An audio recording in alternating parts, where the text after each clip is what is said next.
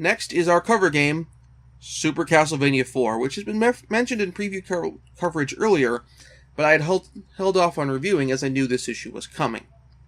We get maps of the first 3 or so levels, along with an overworld map on the poster.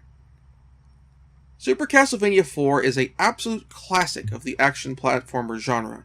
The music is excellent, the graphics are wonderfully intricate, the levels are spectacularly designed, and the introduction of the 8-way whip and the ability to jump onto stairs improves gameplay in wonderful ways that, unfortunately, I don't think any of the Castlevania games really matched in terms of incorporating these elements. Not to say the later games are bad, I absolutely love Rondo of Blood, but I'm just kind of shocked that none of the other later games, particularly ones with Belmonts with the whip, didn't use the 8-way whip, didn't use whip swinging, which seems like a no-brainer, and did not necessarily use jumping onto the stairs.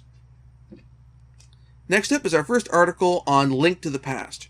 We have several upcoming articles on this, including one issue where it's the cover game, so I'm going to hold off on the review until then. This article has general gameplay notes, but no maps as yet. Next is a golf game, True Golf Classics. I'm going to mangle this, Waialae Country Club, which is the first golf game we've covered thus far based on a real-world course. We have notes and thumbnail maps for all 18 holes.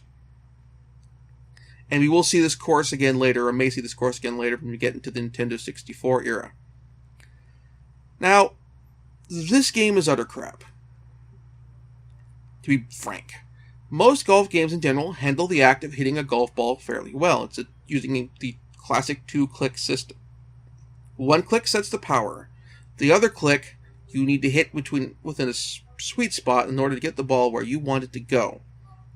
Instead, this game has the meter set the power, and then moves a targeting reticle on the golf ball to set it where you want it to hit, with the reticle moving automatically. It's a real pain in the butt. Additionally, and I don't know if this happens every time you play, or just this one time, but the weather conditions at this course are frankly terrible. Winds are generally 25 miles an hour and going across the hole, which means you basically have to try and slice every single time you take a shot, or hook, depending on the wind direction, in order to get it to go exactly where you want it to go. Now, I'm not familiar with the actual course, so it's entirely possible that this is emulating the course perfectly.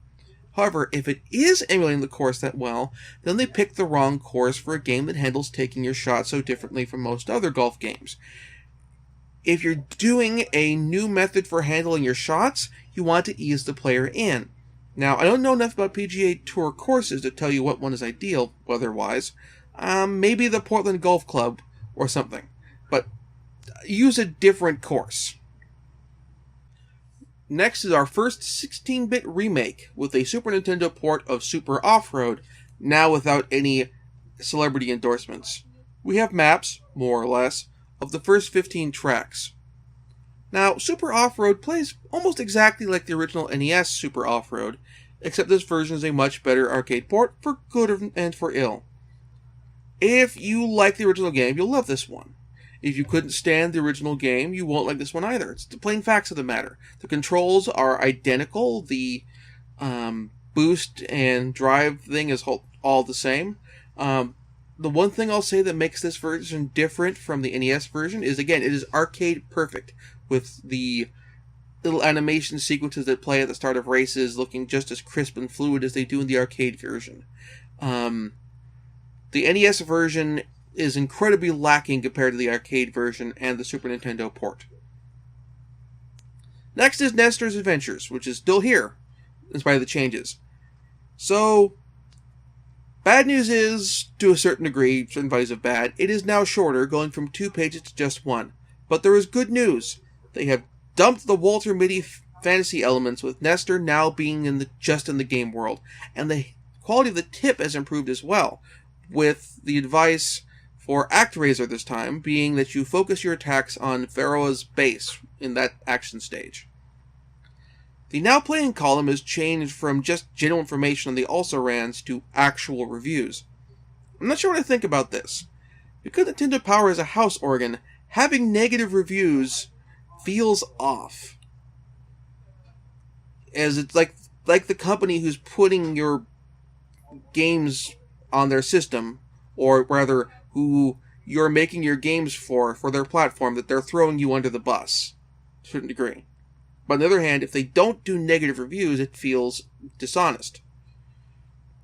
Additionally, with this format, we're actually getting less information about the titles being covered here as opposed to before, because it's set up as a conversational bit between two members of Nintendo Power staff.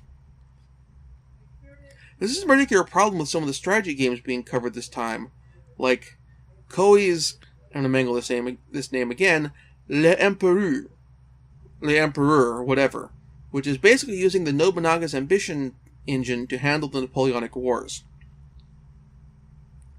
The top 30 column has now been modified. It is now the top 20. Sort of. I say sort of because now it has sections for each of Nintendo's 3 platforms that are active. The NES, the Super NES, and the Game Boy. Unfortunately, as part of this, we've lost the indicators stating whether a title is new to the list or not. I kind of missed that because it made putting together my best of the rest lists a little easier. In our celebrity profile this issue, we have a look at Bill Laimbeer, who is attaching his name to Bill Laimbeer's Combat Basketball, which I'll probably be talking about in the future. Since we're sticking with the Where Are They Now bit, Laimbeer is currently the head coach of the New York Liberty in the WNBA. And he's still living up to his reputation as being an argumentative person, let's just say. In the Pack Watch column, we have a look at the next Contra game, Contra Force. Now, wrapping up the issue, we get to something which hasn't come up previously in Nintendo Power. Nintendo Power has not discussed the antitrust litigation against Nintendo at all. And we have a notification here that your certificate for $5 off any NES game is going to expire soon. This is the penalty that they received for losing the suit, is all Nintendo customers were to receive a certificate for $5 off the purchase of a game. And in particular, is $5 off the purchase of any NES game. So let's get to this real quick, so I can discuss this because it's important. You're giving a cert for $5 off any game when most games at this time are going to cost close to $30 to $50. That's a significant discount. I mean, it's 10% off a $50 game, but it's still really not much of a penalty for Nintendo because they're still making money off the sales of those games. Second, the coupon, because that's what it is. It's a coupon. It's all it really is. It's $5 off. It is specifically worded to only be applicable towards NES games. Not Game Boy games, not Super Nintendo games, not replacement controllers, not hardware, not you putting it towards purchase of a Game Boy. Just NES games. I understand the lawsuit was related to misconduct for the NES, as far as licensing agreements, publication, and that sort of thing. But still, if you want to empower customers, then empower customers. Have this certificate be for any Nintendo product able to be combined with any other offer or coupon. As before, we have the less obvious pick and the more obvious pick this issue.